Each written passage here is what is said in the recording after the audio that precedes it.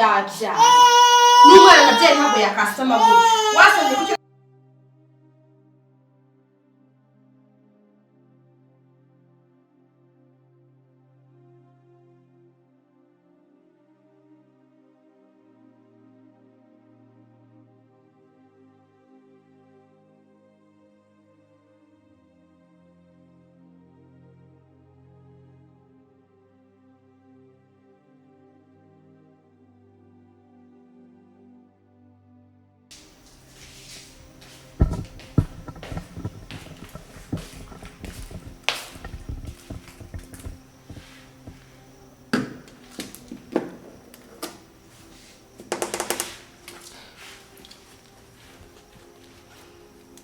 narakuroze wanga gupfa ndaguhumisha wanga guhuma nkuca amaguru yanga gucika uyu munsi ntudapfa ndamenya ko ngiye kukuroga ino nshuro ntudapfa ndamenya ko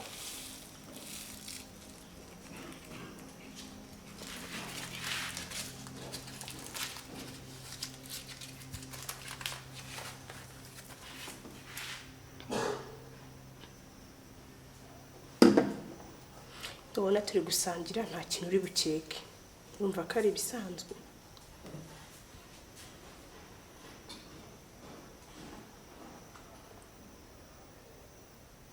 urumva kubukoraga mpaka bunoze ukivanga ku buryo amara ari buhinduke bari bugire ngo bagucanye ikibiriti se si bwakoze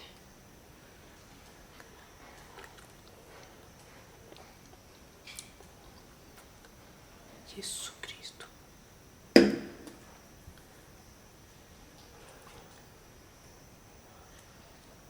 ndapfuye usko mwenye kuri ya yindi maze gushyiramo uburozi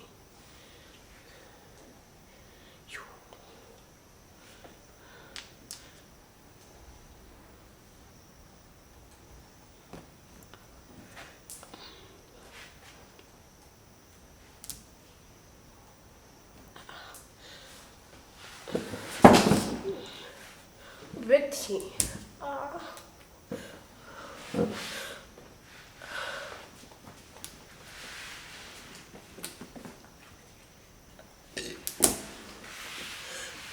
Betty.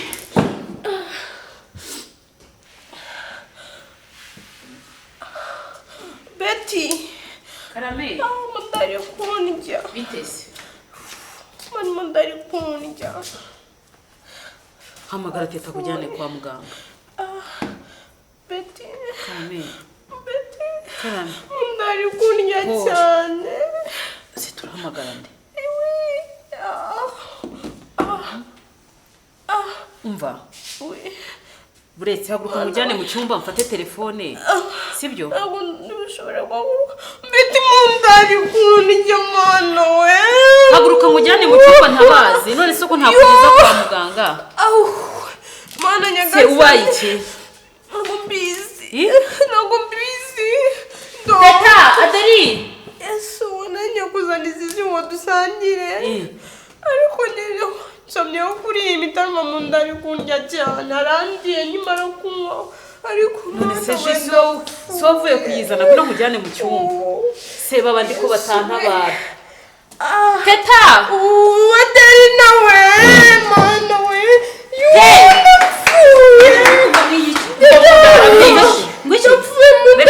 Telefone duhamagara umundara mwiza na bya binini biri mu cyumba bigabanya uburibwe iruka Yesu mwana w'Imana mana wana bayo kuri inshuro gogo napfuye teta reba muri cyumba ko hari cyasigayemo meruka kirimo teta mwanene kwa muganga ndafunobora mu mugongo watangiye wabonye cyangwa wabibuze mana reka tubanze ngoho sibi ngibi dore byaza nyina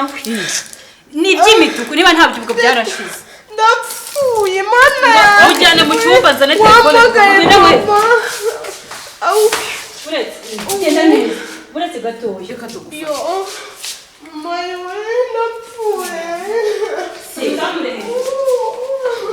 ubu twamugeza ntabwo yareka tumushyire mu ntebe duhamagara taxi watuye kamutware usone ngo umujyana mu cyumba baryamyeho batumye umuntu ararembye ngaho ihanganisha abana iyo ji umwe y'ibiki zana akaboko no kumita kwikandaho nawe urababara asa ibi byose byagenze byatangiye ubaza umuntu ngo uzanye ji icara neza muri iri tutamwamagaye kwa muganga nshake telefone yawe iri he kanyiza siyo ndawe irimo ibiki ubundi ku buryo hakurya gutyo ndufate oya byo guhera umwuka bireke ndari kurya cyane cyangwa tuguhamagarire pasiteri mama ari kwa muganga ngenda apfuye mama bagiye kuzana telefone basi Yesu niwe ndaryana gutya pose fata cyane hari imodoka iri hano hafi beti niba mungu ndamu hafi za Kimironko mbanye kwa muganga ndapfuye Yesu nimutwohereza imodoka reka nze mbaha adresse kuri WhatsApp bahe sawa murakoze uyu kambohereza location Yesu cyangwa rayiva ese ubundi yaje umwe irimo ibiki ntacyo namenya katwihanganira bishi uyu mukobwa wimweje bikagenda Zella please mbabarira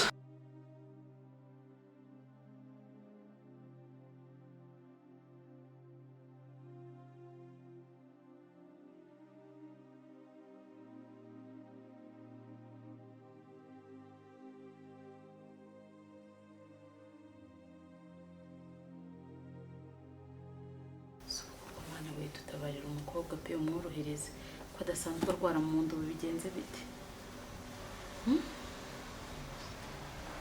Yesu no dusanzwe tugirira imbabazi uyu nawe mubabarira atahe abanguke aze hano dukomeze twitegurira ubukwe bwanjye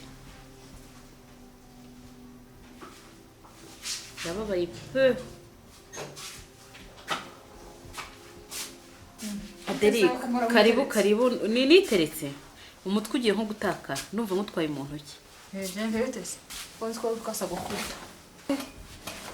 abuza amajyambere se ngiye mbura amajyambere ibintu byose biba biri ku murongo ugororotse umva nkubwire reka kwirebeshwa muri telefone byakomeye nza ari kumamagara teta buretse manze nkubwire mbe batanavuga ngo ko nakubwiye Zella yicaye hariya mu kanya azana jingo dusangire atarampamagara nsanzeho ibirahure biri ngo neza yeje ngo dusangire mu nda baramufasha haramurya yigaragura hasi ubu bajyanye kwa muganga none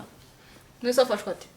ngo mu nda ari kumurya kana asanzwe kandi ataraba kuri jise ngo yanyweyeho ko nabonye hariho rouge à lèvres arigaraguye nese je ndayikoze niwe wenyine wari uyizanye yanzaniye nanjye umutima mwiza yarafite no ukuri yumva komeye nyine uyo wivuga ngo yumva komeye ararembye ahubwo se ni ibyadanje kumukura kumugeza ahangaha ajya hasi arigaragura imodoka igiye kugera hano twenda nko gusara reka aho gitegure ujye kubareba ubwo se teta gakomeje kumumagara itabe allo teta allo oui teta oui ni ibiki teta wabaye iki biteze ko natanye kudutera ubwoba teta bite kutavuga shaje kagutera abantu rwa gutyo ukata hita ugenda usubireyo ujye kumureba ngo iki oya ngo iki oya tujye bivuga ni ibiki izina rya Yesu Zella arapfuye bituma mugize ibiki ngewe wase teta ndaje none abunje kukureba Zella ji amweye ni uyikorogeye nona ahubwira cyane ateretse muroza radio rugo sinjya mumenya nanjye ubu none ndumiwe nese ubu Zella abaye iki Zella arapfuye akoze ibyo cyane bijya ngo ni prank amwe mukora ko prank si nkubwiye ukuntu agiye ameze Zella arapfuye koko mana koko urabona oya tubabarire ego umwana mubi ariko none gupfa wa umwana mubi ni kimwe no gupfa ni ikindi Yesu Kristo imbabazi twabagize none bitura bitwara Kristo musi byabaguye mu rugo rwa musazanye mana mu gihugu cyo atanahari none mani inkuru twabwiye James gute wa musaza utamuga gute ibaze ukuntu ugiye guhamagara ngo umwana warapfuye katuje kwa muganga genda witegura sigara ngara kabyego nsigara aha shaka dusorera twese umwana asigara nande ntuduruye ko umwana twamutwara kwa muganga sigara muri uru rugo ngenyine gutadega hapfuye umuntu nge ntabwo nasigara mu rugo rwapfuyemo umuntu pe nanjye mu njyane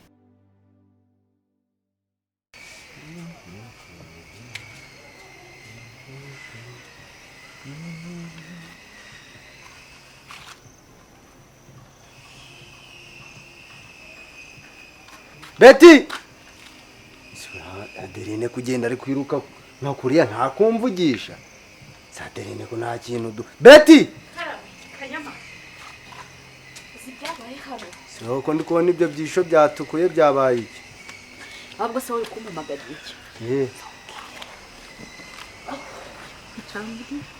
Nicasi ntago wambwiro ahubwo Adeline kanyuze hano nk'utarwiyambitse ari kugenda wagira wagiye gufata inkunga ku murenge kuba muri runo rugo neze ndubagamo nubonaga sariga nje niberaga nibyo munzu nabimenya Zera yapfuye ariko nawe warasaze buri ngo iki Zera se nareje bundi ni mugoroba ntatwaraye tuvuga rero nawe aho wanzaniye inkuru nawe utangiye no gucanganyikirwa ubwo nuko ugira ubona ibyo umbwira kugira ngo mbone ibyo nkubwira iyo nkubwiye wowe uragishyura Zera bagukuye hano ngo ari gutaka mu nda nyiri kubibwira Adeline mukuru barahamagaye ngo arapfuye hajuraga abanyabura ngo Zera se ubwo yapfa rakaba Zera uko umurera n'ukuntu akomeye Zera ntayapfa gupfa ahubwo ntabwo ndi kubyumva umuntu kunywa kuri ji akarwara mu nda bakajyana kwa muganga bakahita baduhamagara ngo arapfuye mumbwire ko byaba ari byo arase Kanyama turaguma muri iyi nzu yapfuyemo umuntu twenyine uzi ko bose bagiye ari njye nawe n'uwa mwana dusigaye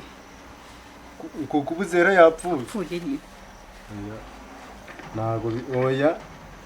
sirigare ryanje kuko yanyemereye mana yanjye oya ntago Zera yapfuye noneho umuntu yapfuye none ubabajwe n'igare yarambwiye ngazangurira n'imodoka oya ntago yapfuye uri kumbeye igare ryanjye mbese wowe ubabajwe n'igare ntiwaryiguriye ntufite iryawe yarambwiye ngazangira n'umushoferi icyo kiri kumpamagara coka n'indege ibibazo umuntu yahuye nabyo umva ahubwo reka ibyo ngibyo none se mpeye ko umwana tubasange kwa muganga ntabwo twaguma mu nzu yapfuyemo umuntu naje kwa muganga ubundi biramfasha iki gatambwira n'ahantu yaba yarashyize amafaranga ngo nigurire n'igare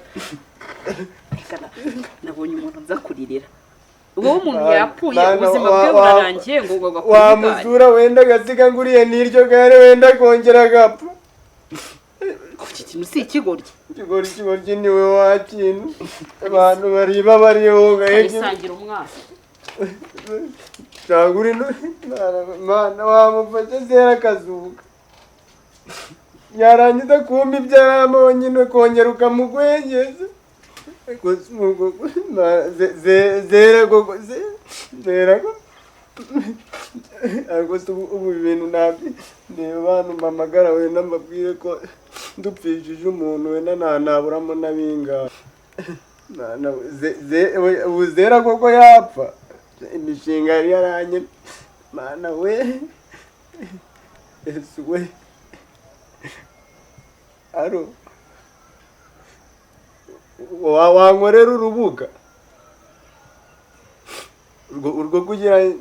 baje baranyurizaho amafaranga mu muryango niyungukiye i Kigali hapfuye umuntu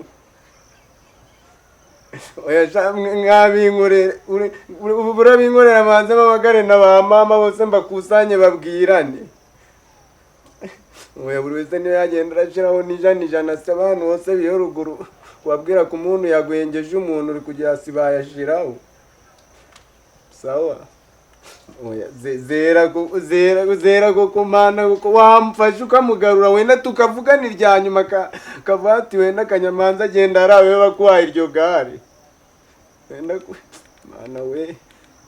amasi waramfata yego uri kwasama gutyo ngo mbe bimeze bite ngo umusoro gwawe nawe uzi ibibazo twagize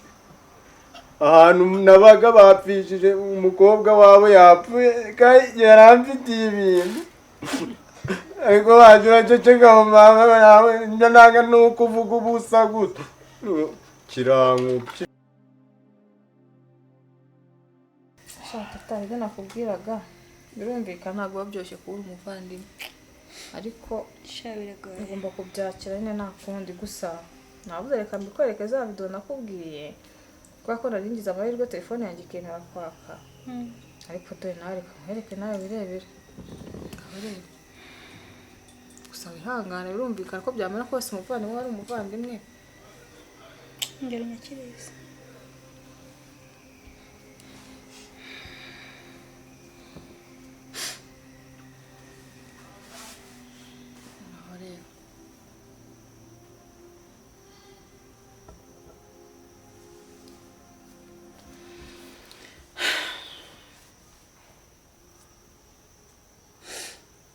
uko yari umuntu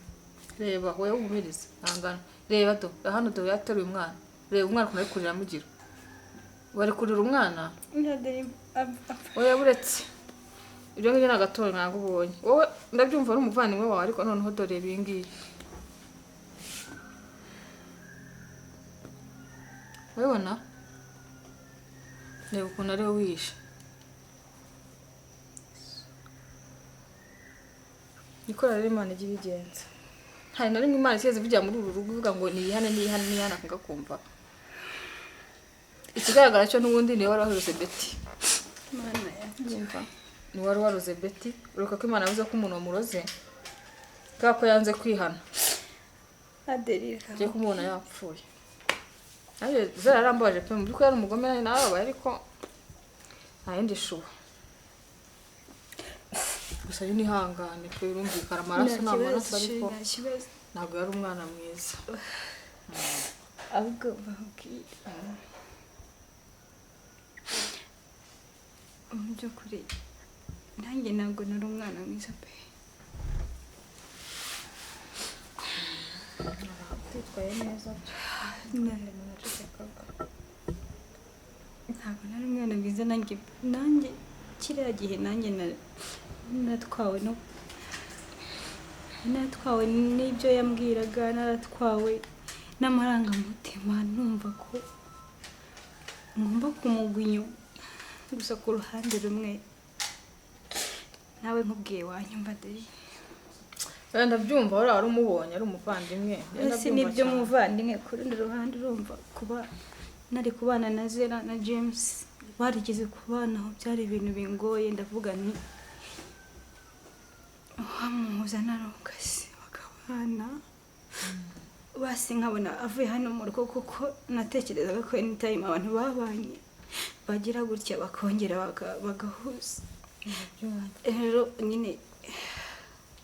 ngira ngo mubwire ko ari impamvu buriya n'indi mu bantu bari kurwanya ubukwe bwa Betty birumvikana teta ntabwo ngiye tuzamunsabira imbabazi